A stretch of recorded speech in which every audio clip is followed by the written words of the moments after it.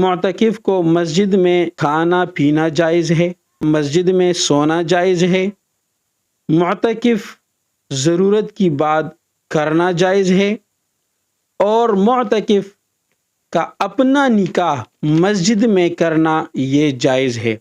اور اگر یہ نکاحوان ہو اور دوسرے کا نکاح پڑھ لے یہ بھی جائز ہے۔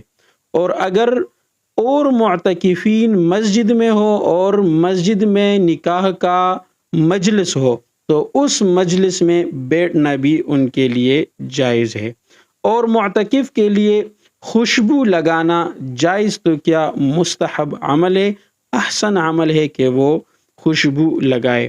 اور معتکف کے لیے تیل لگانا یا کنگھی کرنا یہ بھی جائز ہے، لیکن اس میں احتیاط کر لے کہ بال نہ گرے مسجد میں، یعنی اس طریقے سے تیل لگائے یا کنگھی کر لے کہ مسجد میں بال نہ گرے، یا تو کوئی کپڑا یا پلاسٹک وغیرہ لگا دے اور پھر کنگھی کر لے، یا اسی سائیڈ پر کر لے کہ مسجد میں وہ بال نہ گرے۔ تو تیل لگانا، کنگھی کرنا یہ بھی جائز ہے۔ اور اگر کوئی اعتکاف میں ڈاکٹر بیٹھا ہو اور وہ کسی کا علاج معالجہ کر لے یہ بھی جائز ہے، لیکن مسجد کو کلینک نہ بنائے۔ اگر کوئی شخص آ جائے، نمازی ہو یا اسی کے ساتھ معتکف ہو، اس کو کوئی ضرورت پیش آ جائے تو وہ اس کو نسخہ لکھ کر بتا سکتا ہے، یہ ان کے لیے جائز ہے۔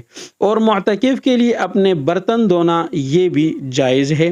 معتکف کو اپنے نشست گاہ پر چادر لگانا اس میں بھی کوئی حرج نہیں ہے، یہ بالکل جائز ہے۔ معتکف تقاضے کے لیے مسجد سے باہر جانا بھی ٹھیک ہے، اگر قریب جائے تو بالکل بہتر ہے، اگر دور بھی جائے تو اس میں کوئی حرج نہیں ہے، لیکن اگر قریب جگہ چھوڑ کر دور جگہ چلا جائے تقاضے کے لیے تو ان کے لیے یہ جائز نہیں ہے۔